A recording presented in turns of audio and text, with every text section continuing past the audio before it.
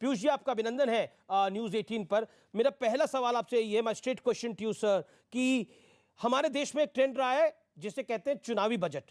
क्या मोदी सरकार ने इस ट्रेंड को खत्म करने का प्रयास किया है? उत्तर प्रदेश, उत्तराखंड, 5 राज्यों का चुनाव है, उससे पहले कोई लोक लुभावनी अनाउंसमेंट नहीं, कोई चुनावी बजट की शिकायत नहीं कर रहा। अमित जी, माननीय प्रधानमंत्री जी ने हमेशा हम सबको कहा है कि हमें अपना काम निरंतर करते जाना है। हमने देश के लिए काम करना है, 135 करोड़ देशवासियों के लिए काम करना है, समाज के हर वर्ग में हमारा काम का प्रभाव पड़ना चाहिए। और कभी भी माननीय प्रधानमंत्री जी ने चुनाव को मद्देनजर रखते हुए कोई निर्णय नहीं लिया। कड़े से कड़े फैसले और जो भी देश हित के लिए फैसले लेने की आवश्यकता जब जरूरत पड़ी, माननीय प्रधानमंत्री जी ने समय समय पे लिए, जिससे देश की आधारशिला, देश के आगे की अर्थव्यवस्था की आधारशिला अच्छी बने और उस फाउंडेशन के ऊपर एक समृद्ध भारत बन सके, एक आत्मनिर्भर भारत बन सके। ये बजट भी आत्मनिर्भर भारत के लिए एक बहुत अहम भूमिका निभाता है, एक मील का पत्थर साबित होगा।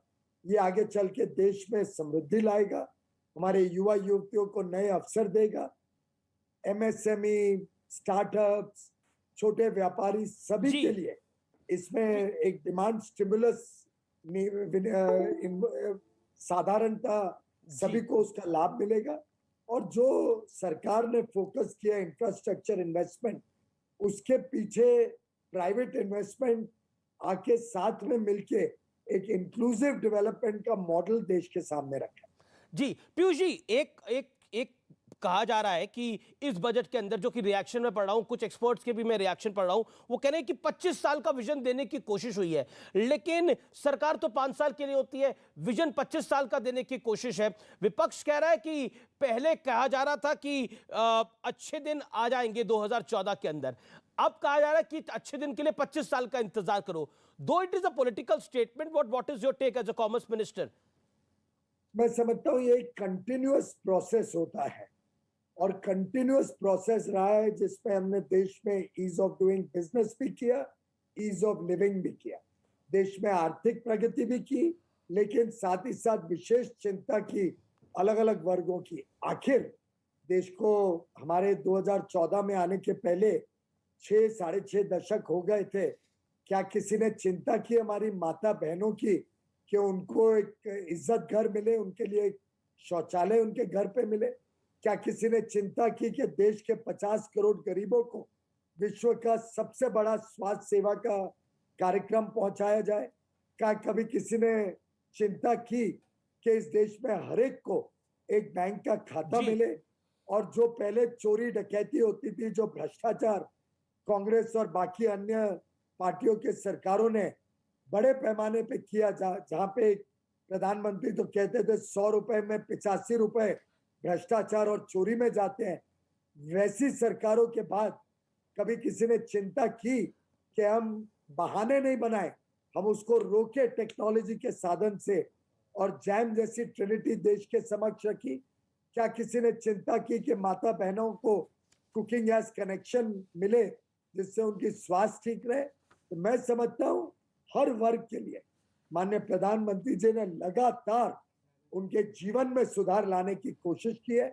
7.5 वर्षों से दिन रात 24 घंटे बिना एक दिन छुट्टी लिए अगर कोई नेता ने, अगर कोई समाज सेवक ने देश के लिए चिंता की है, तो माननीय प्रधानमंत्री देखिए, नहीं, देखिए, वो एक आपका पॉलिटिकल पॉइंट हो सकता है और आप उसको कह रहे हैं, लेकिन मैं रिएक्शंस आपको बता रहा हूं। अखिलेश यादव जो फॉर्मर सीएम है उत्तर प्रदेश के, और इस समय चुनाव भी है उत्तर प्रदेश के अंदर, उन्होंने बोला काम और कारोबार सब चौपट हो गया है, ऐतिहासिक मंदी है, कोविड काल में लाखों लोगों की नौकरी गई है, लेकिन कोई राहत किसी को नहीं दी गई है।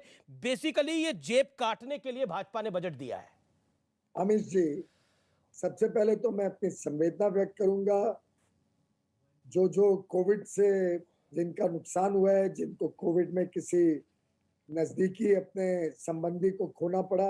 ये एक विश्व की महामारी है जिसमें किसी का कोई कंट्रोल नहीं था, ये सडनली आई, इसकी जानकारियां किसी को नहीं थी। फिर भी आज पूरा विश्व पर नौकरी गई उसकी सराहना वजह से करता है काफी लोगों की। प्रधानमंत्री की, जिस तरीके से उन्होंने इस कोविड महामारी के समय देश को संभाला, देश के लोगों के जीवन को संभाला, देश की अर्थव्यवस्था को संभाला। लेकिन मुझे बहुत सहानुभूति है माननीय अखिलेश यादव जी से, क्योंकि हाँ, उनके भ्रष्टाचार का, उनका भू डकैती का, उनका माफिया राज का कारोबार तो हमने बंद किया ही है, ये तो हम कह ही रहे हैं और आगे चल के भी बंद रखेंगे। आखिर प्रधानमंत्री मोदी जी और मुख्यमंत्री योगी जी ने क्या किया? उन्होंने कानून व्यवस्था को पुनः स्थापित किया उत्तर प्रदेश में।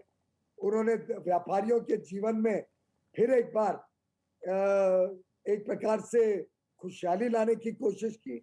बड़े इंफ्रास्ट्रक्चर के प्रोजेक्ट्स में लाखों लोगों को काम और अवसर दिलाने की कोशिश की। मैं समझता हूँ 1 डिस्ट्रिक्ट 1 प्रोडक्ट से उत्तर प्रदेश अकेला राज्य ने 1.25 लाख से 2 लाख करोड़ तक बढ़ा दिया अपना निर्यात को पिछले 1 वर्ष के अंदर। आखिर ये सब चीजें जनता को लाभ दे रही है, मध्यम वर्ग हो, गरीब हो, हर एक लेकिन को लेकिन इस सरकार ने लाभ देने का काम किया है। एक एक अखिलेश देखिए जी को जरूर लाभ नहीं हुआ है, जी वो अपने मेरे भ्रष्टाचारी काम नहीं कर जी पाए, उसके लिए मेरी उनके साथ बड़ी संवेदना है। मेरे आपसे 2 छोटे-छोटे सवाल हैं और उसका संक्षेप में आप जवाब दीजिएगा। पहला, राहुल गांधी इस बजट को 0 नंबर दे रहे हैं और पी चिदम्बरम कहते हैं अभी तक की ये सबसे बड़ी कैबिनेट स्पीच थी जो वित्त मंत्री ने दी है, जिसमें आप गरीब शब्द सिर्फ 2 बार आया, वो भी पैरा नंबर 6 में। इसमें सबसे अमीरों पहली के लिए बात बजट तो है, ये गरीबों मुझे के लिए लगता नहीं है है। राहुल गांधी जी को गणित ज्यादा आती नहीं है, तो स्वाभाविक रूप से उनको आंकड़े गिनने में बड़ी मुश्किल होती होगी, तो उस पर तो और मैं पर टिप्पणी चिदम्बरम जी जो करूं फॉर्मर उसका कोई फाइनेंस मतलब मिनिस्टर है, नहीं। उनको तो आंकड़े टिप्स पे होंगे। जहां तक चिदम्बरम जी का सवाल है, जी उनकी पार्टी ने, कांग्रेस ने तो पेशा बना दिया था सिर्फ गरीबों के नाम पे वोट बटेरने का, लेकिन गरीबों के लिए कुछ काम नहीं करना, गरीबी खत्म करने के लिए कुछ करना नहीं। इन्होंने तो नारों के अलावा कुछ दिया ही नहीं, इतने वर्ष सरकार में रहे। और मैं समझता हूं कि अगर वो कहते हैं कि गरीब का 2 बार ही नाम लेना पड़ा, तो ये बताता है कि गरीब के जीवन का बदलाव माननीय प्रधानमंत्री जी ने कैसे लगातार जी 8 वर्ष किया। आखिर कोविड के समय जी फूड सिक्योरिटी में तो जो अनाज मिलता ही मिलता था, उसके अलावा लगभग 3 लाख करोड़ रुपए खर्च के विश्व का सबसे बड़ा फूड सिक्योरिटी का प्रोग्राम मोदी जी की सरकार ने चलाया, उनके आशीर्वाद से चला। आज पूरा विश्व गर्व करता है कि भारत में एक भी जगह कोई फूड ग्रेन की शॉर्टेज नहीं हुई, कोई भूखमरी का केस नहीं आया। ये पूरे विश्व के लिए जी आश्चर्य की पीयूष बात जी है। जब मेरे साथ बात करते हैं उनके मंत्री, उनके नेता, तो माननीय प्रधानमंत्री जी की तारीफ करते हैं कि आपने इतने कठिन समय में जिस प्रकार से देश को संभाला, ये एक अपने आप में मिसाल है। मैं समझता हूँ चिदम्बरम पीयूष जी ने जो जो कारनामे किए थे, जिस प्रकार से उन्होंने कोयला घोटाला हो या 2G स्पेक्ट्रम का घोटाला हो, जिस प्रकार से एयरसेल मैक्सिस डील या देवास अंतरिक्ष डील में जो जो उन्होंने घोटाले किए थे, वो वास्तव में कैपिटलिज्म के जी स्वयं प्रतीक रहे हैं।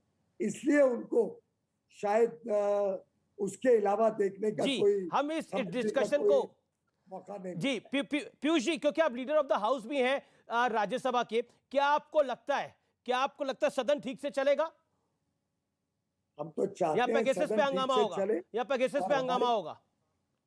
हम चाहते हैं सदन ठीक से चले, और ये हमारी हर सदन के शुरुआत में विपक्ष के साथ अनुरोध रहता है, उनसे हम रिक्वेस्ट करते हैं पर कि विपक्ष तो उनके पेगासस सब पे अटका मुद्दों पड़ा पर है। चर्चा करने को तैयार हैं, पर वो सदन चलने दे। आखिर आप देखिए, पिछली बार भी पर कोविड पे विपक्ष तो चर्चा रखी पेगासस थी पे अटका पड़ा राज्यसभा है। में, इन्होंने पार्टिसिपेट नहीं किया। अर्थव्यवस्था पे चर्चा रखी थी, विपक्ष ने पार्टिसिपेट नहीं किया। जी तो जी जो जो ज्वलंत विषय है देश के समक्ष, उस पे हम चर्चा के लिए तैयार थे, चर्चा रखी गई, जी लेकिन इनके पास कोई विषय नहीं था। ये विषयहीन है, कोई मुद्दे नहीं है, मुद्देहीन है, इसलिए ये डिस्टर्ब करते हैं, क्योंकि जी ये जानते हैं कि प्रधानमंत्री जी ने लोगों का दिल जीता है, और लोगों का दिल जीत के आज वो विश्व में सबसे लोकप्रिय नेता बने हैं। और देश के भी इतिहास को जब देखें, तो आज तक के सभी प्रधानमंत्रियों में माननीय प्रधानमंत्री जी 8 साल सरकार चलाने के बाद जी पीयूष जी, केंद्र में 8 साल के बाद भी आज तक जी के पीयूष जी। सबसे लोकप्रिय प्रधानमंत्री नहीं, हम इस नरेंद्र चर्चा मोदी। को बजट पर चर्चा को आगे बढ़ाएंगे। आपका बहुत बहुत शुक्रिया।